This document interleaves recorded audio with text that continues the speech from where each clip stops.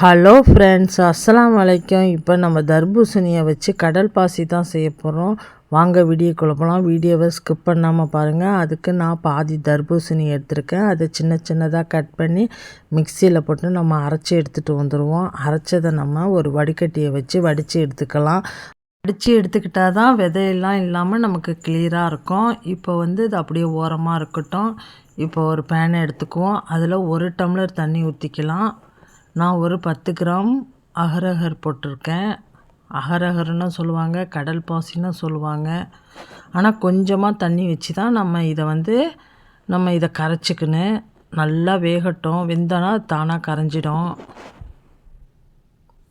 ஒரு 10 நிமிஷம் கொதிச்சாவே போதும், நமக்கு அது கரைஞ்சிடும்.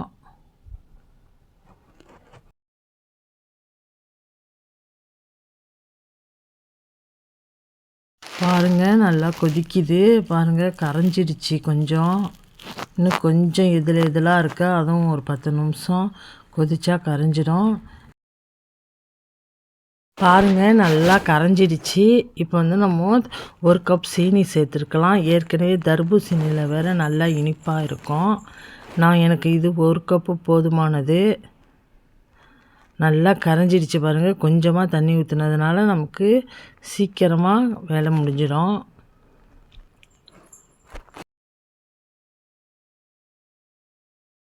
இப்போ நம்ம வடிகட்டி வச்ச தர்பூசணி ஜூஸை இதில் ஊற்றிக்கலாம். இது கொதிக்கணுலாம் தேவையில்லை, சும்மா ஒரு சூடு வந்தால் போதும். இதை நம்ம கொதிக்கலாம் விடக்கூடாது.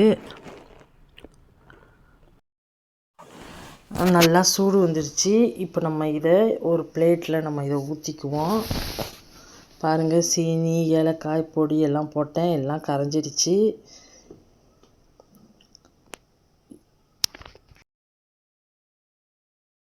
இப்போ எந்த பிளேட்டில் நம்ம ஊற்றிக்க போகிறோமோ அந்த பிளேட்டில் நம்ம வடிச்சுக்குவோம். வடித்து வச்சு தான் நம்ம ஊற்றணும். இதை வடிகட்டிக்குவோம். இன்னும் கடல் பாசி எதில் ஏதாச்சும் இருந்தாலும் நமக்கு அது வந்துடும். இது நம்ம எந்த ஃபுட் கலரும் சேர்க்கலை. இது இயற்கையான உள்ள கலரு. இது உடம்புக்கு ரொம்ப நல்லது. தர்பூசணி பிடிக்காதவங்களுக்கெல்லாம் இந்த மாதிரி செஞ்சு கொடுங்க, விரும்பி சாப்பிடுவாங்க. இது அப்படியே ஒரு அரை மணி நேரம் வெளியில் இருக்கட்டும். பாருங்கள், நல்லா செட் ஆகிடுச்சு. இப்போ இதை நம்ம கட் பண்ணி பீஸ் போட்டுக்கலாம்.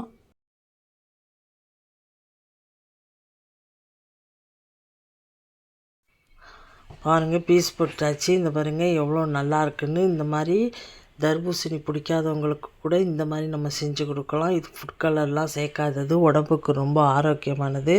குழந்தைங்களுக்கு, பெரியவங்களுக்கெல்லாம் இந்த மாதிரியும் டிஃப்ரெண்ட்டாக செஞ்சு கொடுங்க. இந்த வீடியோ பிடிச்சிருந்தா லைக் பண்ணுங்கள், ஷேர் பண்ணுங்கள், கமெண்ட் பண்ணுங்கள். முக்கியமாக சப்ஸ்கிரைப் பண்ணிக்கோங்க. மீண்டும் இன்ட்ரெஸ்டிங்கான வீடியோவில் மீட் பண்ணுவோம். ஓகே, பாய்.